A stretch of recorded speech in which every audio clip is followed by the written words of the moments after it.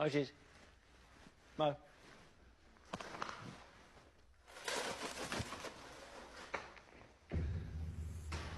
And now, it's Kenza's turn.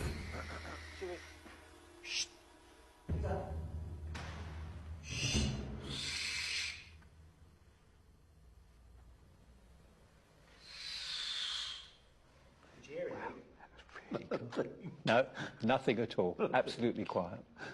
It's amazing. But what have the microphones picked up? The decibel waveforms show the sound being generated by the birds in flight.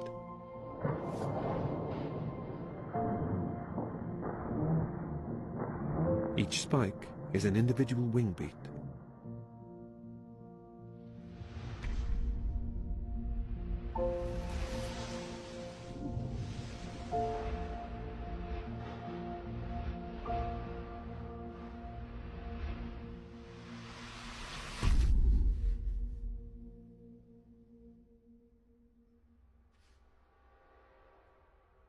But with the barn owl, there's almost nothing. Yeah. Even our array of super-sensitive microphones fail to pick up any sound of Kenza in flight. And here's the owl doing exactly the same.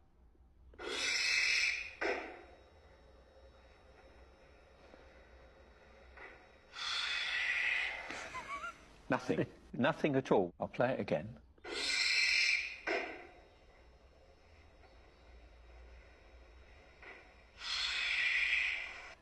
There's not a sound. Yes. That is really impressive, Yeah. isn't it? It shows that they really are silent flyers.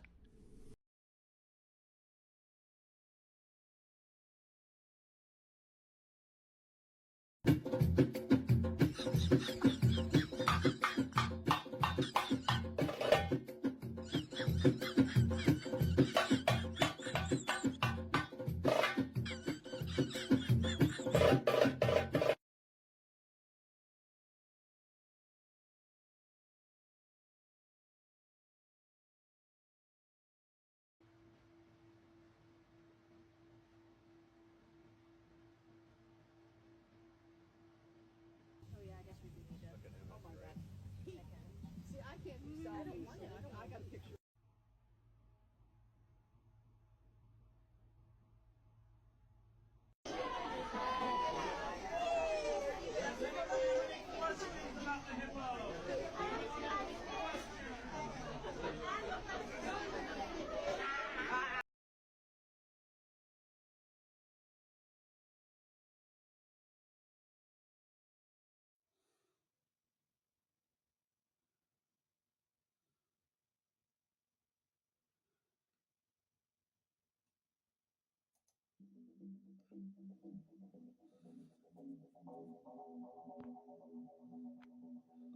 It's 1892, people.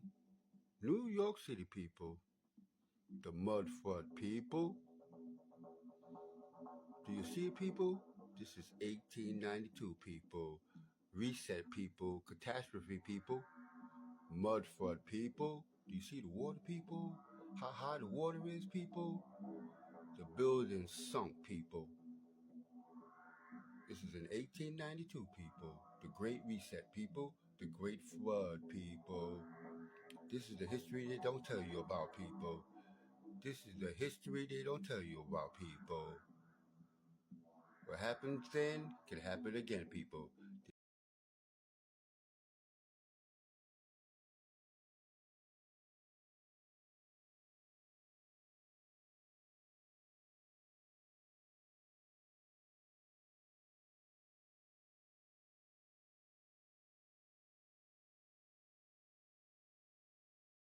Here's a really simple hack to tell if a battery is good or bad without testing it.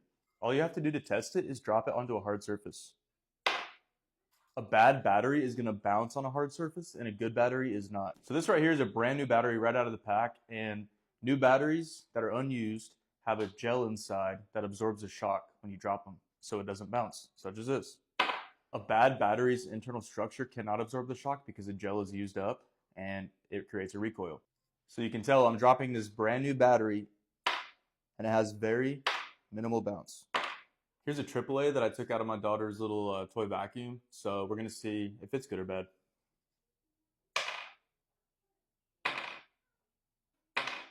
It definitely has a little bit of bounce to it. It's not brand new, but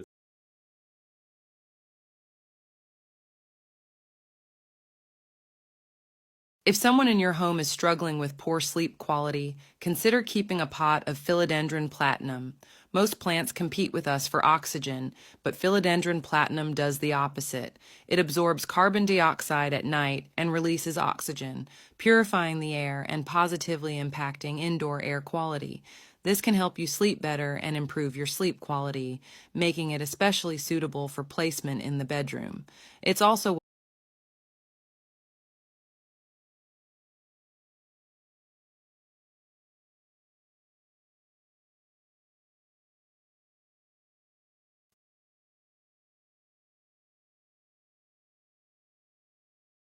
So here's the hard reality. When you die, no one wants your photos. Week after week after week, sale after sale, there's photos nobody wants. Nobody cares. Nobody needs them. This is all pictures of memories that are going to be gone. At the start of every sale, we ask, hey, what if we find personal pictures or personal documents? Do you want it? And 99% of the time, it's always, nope, throw it away, don't want it, don't care. So this is where we put them, in the bathtub. We think, well, maybe after the sale, they'll change their mind and want to look through them. Typically, they just end up in the trash. That's just the way it is.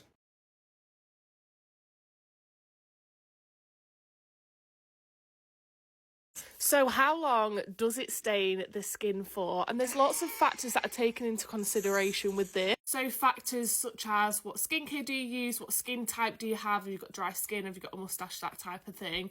For me, when I tried it, it lasted just under 3 days. When I tried it on somebody else, it lasted just under 4 days, but I think that's because he has a mustache. But it does say on the bottle it can last up to 7 days for some people. And if you are new to this product, then what it is a criminal identifier spray that stains the attacker's skin for up to 7 days, making them identifiable to the police. It's fully legal to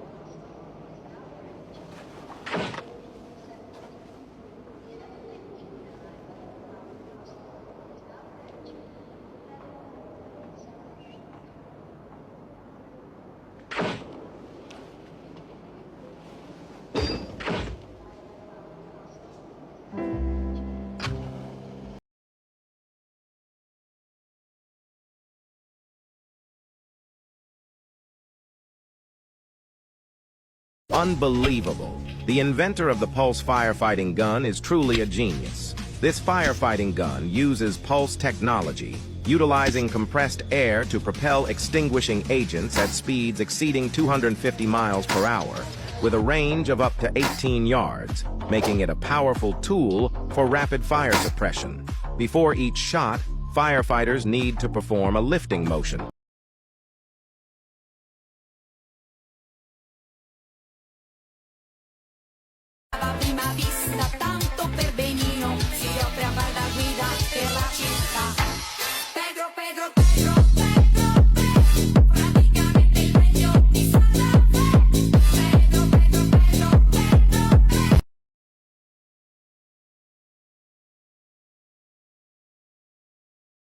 I want to share with you guys one of our trade secrets that we use with aluminum foil. We sort of plug the new guy in with the experienced guy, and they seem to learn a lot faster. And this doesn't just work with welding, it works with a lot of things. So you guys ought to give it a try, see what you think.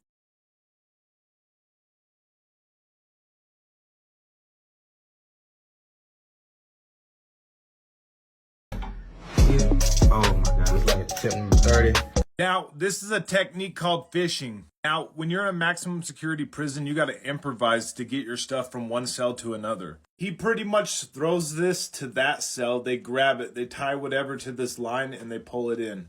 But there's different ways to fish. Like, you can learn to fish from one tier to another tier that's below you. I got so good at this, I could get my stuff to my neighbor's cell in one throw. Now, the big thing to fishing is you can't let the cops catch you. If the cops see you fishing, they'll run in the section, they'll try to get the package. Not always, but sometimes, depending on what officer it is. Now, the last thing you want to do is get anything that's contraband caught by the cops, because you can get in trouble. If it's not contraband, usually inmates are just passing food to each other.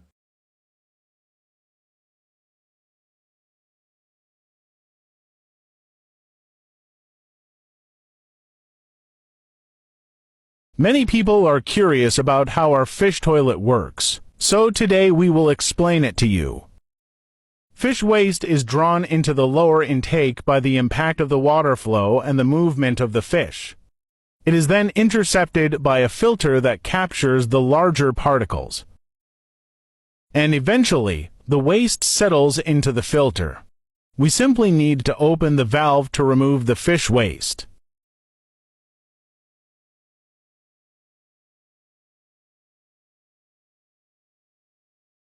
Puta madre.